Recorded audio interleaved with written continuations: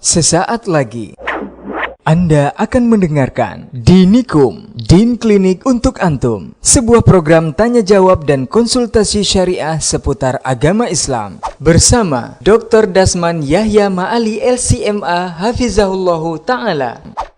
Assalamualaikum warahmatullahi wabarakatuh, Ustaz. Waalaikumsalam. Apakah ada sunnah atau memang ada petunjuk dari Nabi SAW atau di zaman Rasulullah terkait dengan kondisi dan situasi kita saat ini, istilah lockdown ini, Ustaz? Ini apakah ada di zaman Nabi atau ada petunjuk dari Nabi? Ini seperti apa, Ustaz? Baik, bismillahirrahmanirrahim. Alhamdulillah wassalatu wassalamu ala Rasulillah wa ala alihi wa sahbihi wa mawala wa ba'du. Pada tahun ke-17 atau ke-18 Hijriyah pernah terjadi Ta'un Amwas yang terjadi di Syam. Yang pada waktu itu gubernurnya adalah Abu Ubaidah bin Al-Jarrah radhiyallahu ta'ala warḍah, salah seorang dari 10 sahabat yang disebut Al-Asyaratul Mubasysyirin bil Jannah. 10 sahabat yang dijamin masuk surga oleh Nabi alaihi salatu wassalam. Waktu itu Umar bin Al-Khattab radhiyallahu ta'ala sudah sampai ke Syam, yaitu di Sarak, dan ketika sampai di situ ditemui oleh Gubernur Abu Ubaidah bin Al-Jarrah radhiyallahu ta'ala anhuma. Nah, di situ Umar bermusyawarah dengan para sahabat, khususnya Alul Badr dan As-Sabiqin Al-Awwalin, bagaimana menghadapi masalah ini, karena tugas yang harus dilaksanakan sebagai khalifah, kunjungan kenegaraan. Maka sebagian besar mengatakan, kenapa kita takut pada takdir Allah? Seperti juga hari ini sebagian besar kita masih ragu-ragu untuk melakukan apa yang disebut dengan lockdown atau yang disebut dengan social distancing atau yang disebut dengan physical distancing. Ini sebenarnya bahasa kita lah sebenarnya, ditutup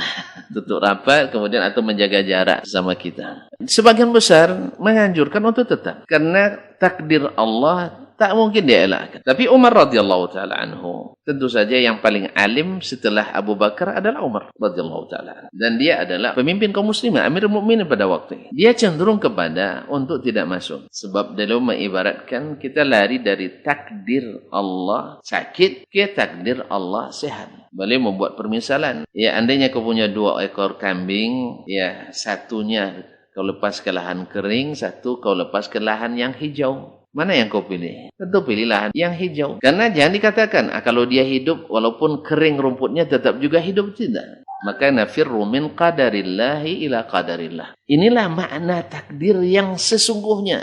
Makanya kita perlu belajar dari sahabat Nabi SAW.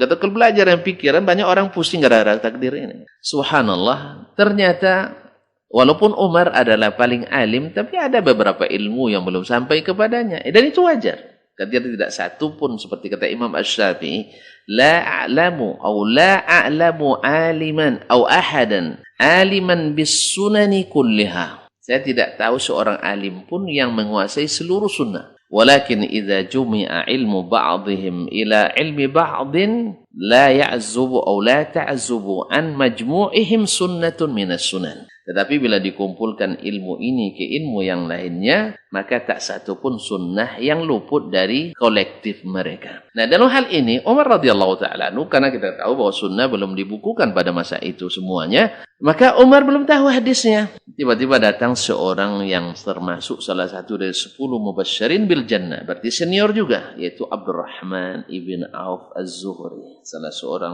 seorang ulama sahabat yang terkenal dengan kaya dan pemurah. Dia kata, ya Amirul Mukminin, inna li fi dzalika la'ilman. Saya punya ilmunya. Sami'tu Rasulullah sallallahu alaihi wasallam.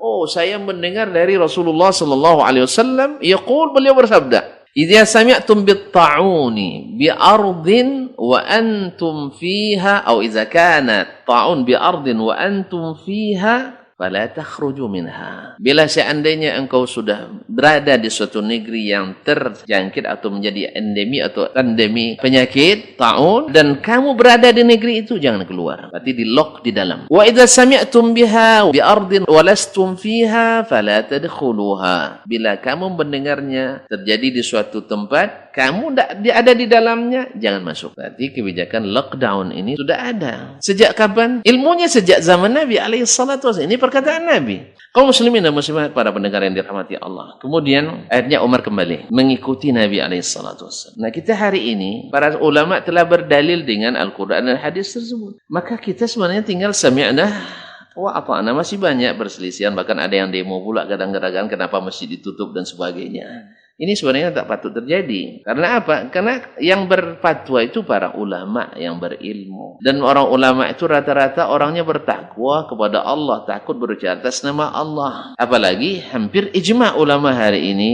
khususnya yang senior, baik yang resmi maupun yang tidak resmi, mengatakan kita untuk lockdown. Nah, setelah itu Abu Ubaidah yang jadi gubernur akhirnya wafat kena penyakit taun tersebut, dan korbannya pada waktu tidak kurang dari 30.000 orang. Ada yang menyebutkan 20.000 orang. Dan setelah itu digantikan oleh Mu'adz ibn Jabal, seorang faqih yang pernah diutus Nabi ke Yaman radhiyallahu taala. Nah, dan Mu'adz pun dengan izin Allah SWT terjangkiti penyakit tersebut dan syahid pula. Akhirnya Umar menunjuk Amr bin al-As radhiyallahu taala anhu yang dikenal dengan salah satu dari 4 orang Arab super cerdas, min duhatil Arab, yaitu orang-orang Arab super cerdas, salah satunya Amr bin al-As. Nah, di saat itu Amr bin al-As membuat kebijakan yang disebut pada hari ini dengan social distancing atau physical distancing, yaitu menjaga jarak. Beliau mengatakan, "Inni la ara anna hadha at-ta'un mithla an-nar." Ta'un ini seperti api. Ya'kulu atau ta'kulu ma hawlaha. Semua yang ada di sekelilingnya dia makan dan berpindah-pindah ke tempat yang ada makanan. Oleh sebab itu, fa'atfi'uhu bi'tizali ba'dikum ba'dan. Maka padamkan api ini dengan